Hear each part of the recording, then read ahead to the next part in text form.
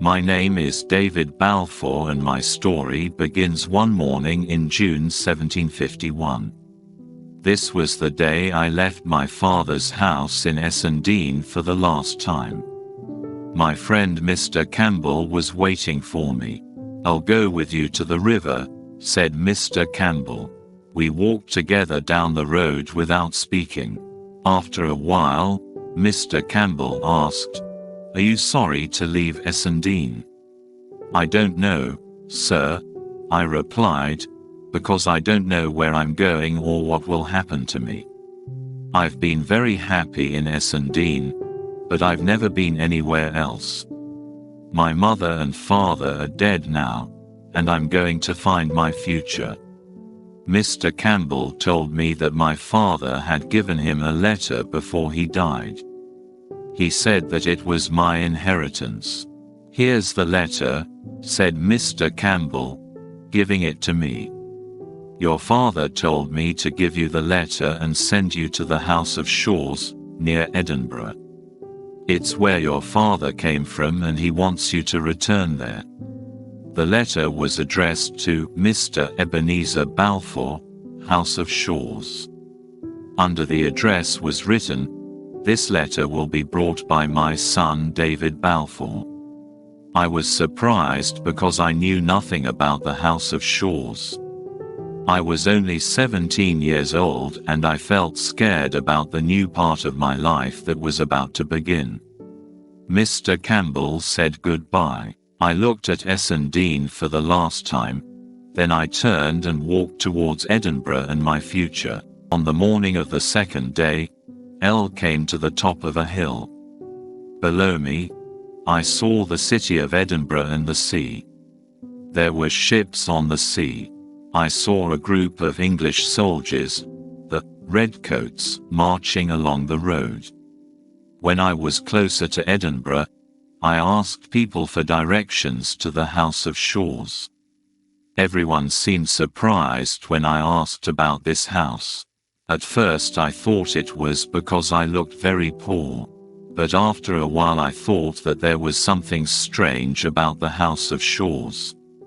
I began to worry. Before, I imagined a big house with rich relatives. Now it seemed that this was not true. What is waiting for me at the House of Shaws? I thought. There was only one way to find out. I walked on. Soon, I saw a large house standing alone in the bottom of the next valley. It was the House of Shaws. It was not how I imagined. The house was very old and in bad condition. There was no gate at the entrance, no path to the front door, and no smoke came from the chimneys. It looked empty. It was dark when I arrived at the house and there were no lights on. I knocked once on the big wooden door. I waited but nothing happened. I knocked again. Nothing happened, but I heard someone inside, so I became angry. I started kicking the door and shouting for Mr. Balfour. I heard a sound above me. I looked up and there was a man with a big gun looking out of the upstairs window. "It's loaded," he said. "I have a letter," I said, "for Mr. Ebenezer Balfour." "Who are you?" the man asked, still holding the gun. "I'm David Balfour," I replied.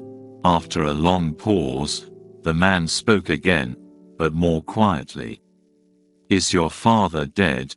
he asked. "He must be dead. That's why you're here. I'll let you in." The door opened and I went into the house. "Let me see the letter," the man said. I told him the letter was for Mr. Balfour, not for him. "I am Mr. Balfour," he said. "I'm your father's brother, your uncle." I looked at him in surprise. I did not know that my father had a brother. He showed me to a room to sleep in. Then he pushed me inside and locked the door behind me. I wanted to cry. I was tired from my long walk. I lay down and soon fell asleep. The next morning I knocked at the door and shouted until my uncle let me out. We sat at the table and my uncle gave me some breakfast. He did not say much or even look me in the eye. Now and again he asked me a question. "Where's your mother?" he said. I told him that she was also dead. "She was a beautiful girl," he said. The day went on like this. He asked me a question now and again, after long silences. But when I tried to ask him about the letter and my inheritance, he said nothing. I wanted to ask my uncle about my father. Who was the eldest brother? I asked. He jumped up. "Why do you ask that?" he said, suddenly taking hold of my jacket. "What do you mean?" I asked him calmly. "Let go of my jacket," I said. He let me go. "Don't ask me about your father," he said. That's why I became angry. I began to think my uncle was mad and maybe dangerous. Later on that night, my uncle gave me some money, 37 gold coins. This was a lot of money. "Why are you giving me this money?" I asked. "What do you want in return?" "Nothing much," he replied. "But I'm getting old, and I need someone to help me around the house." Then he gave me a key. He said it was for a tower at the other end of the house.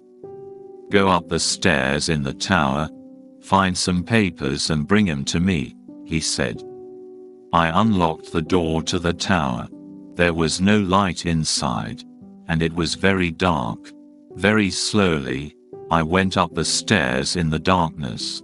As I went higher and higher, I began to feel the wind on my legs. The stairs seemed to move under my feet. Suddenly, there was a flash of lightning.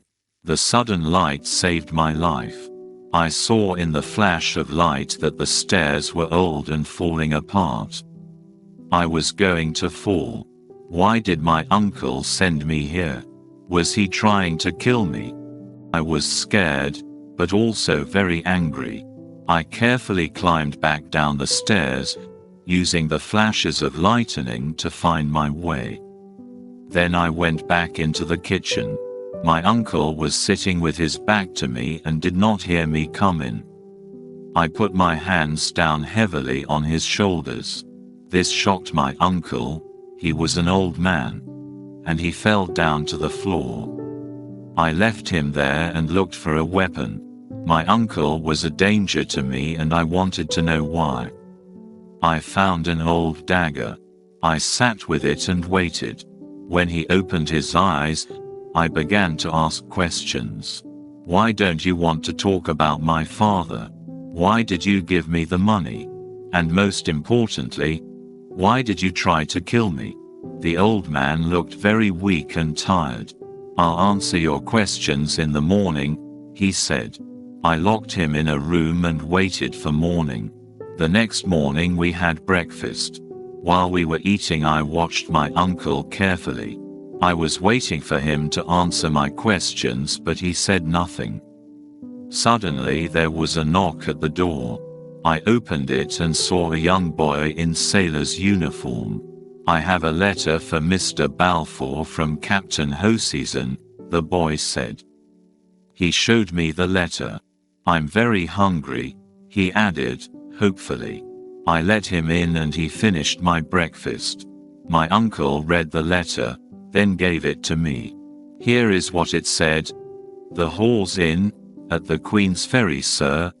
If you have any more orders for overseas, you must tell me today. The wind is blowing in the right direction for the ship to leave today.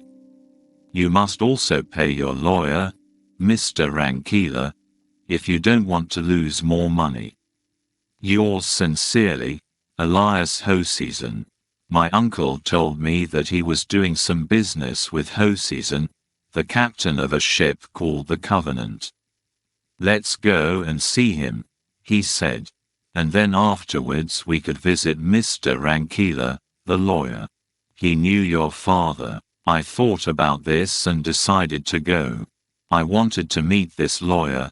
Maybe he could answer my questions. And with lots of people around, my uncle can't try to kill me again, I thought. I also wanted to see the sea. Let's go, I said. On the way there I talked to the young sailor. His name was Ransom. My uncle did not speak at all. Ransom told me about the ship, the captain and the rest of the sailors. He said that Captain Hoseason was violent and was not a very good sailor. Ransom said that a man called Mr. Schwan really knew how to sail the ship. We came to the top of a hill. From there, Ransom showed me the Covenant out at sea. There was also a small boat that took people out to the ship. We walked down the hill and went into the Hall's Inn. It was very warm inside. After a while, I decided to go outside to get some fresh air. When I left, my uncle was talking to Captain Hoseason. Outside, I talked to the owner of the Hall's Inn and he told me a very interesting story. The story was that Ebenezer killed my father, Alexander, because he wanted the House of Shores. So Alexander was the eldest son. I asked. Of course he was, said the owner. That's why Ebenezer killed him. So my father was the eldest son. One could not believe my luck. 2 days ago, I was a poor boy with nothing. And now I had a house and some land. I was lost in these thoughts when Captain Hoseason appeared. Do you want to see the inside of my ship? He asked. I was very curious to see inside the Covenant and I went with Captain Hoseason. So, David, what can I bring back for you? Said Captain Hoseason. A friend of Mr. Balfour's is my friend as well. My uncle and I climbed into the small boat and went across the water towards the Covenant. By the time we arrived at the ship, one thought that Captain Hoseason was a good friend. When we were next to it, I was surprised at how big it was. I was not really listening to what the captain was saying. Hoseason said that I must go on to his ship first. A rope was sent down for me. I was pulled into the air and put down on the deck of the larger ship. Then the captain came up. But where's my uncle? One asked suddenly. I ran to the side of the ship. There was the smaller boat with my uncle still in it. He was going back to the land. Help! Come back! I shouted. My uncle turned to look at me. His cruel face was the last thing I saw. Someone's strong hands held me from behind, and I was hit on the head by something hard.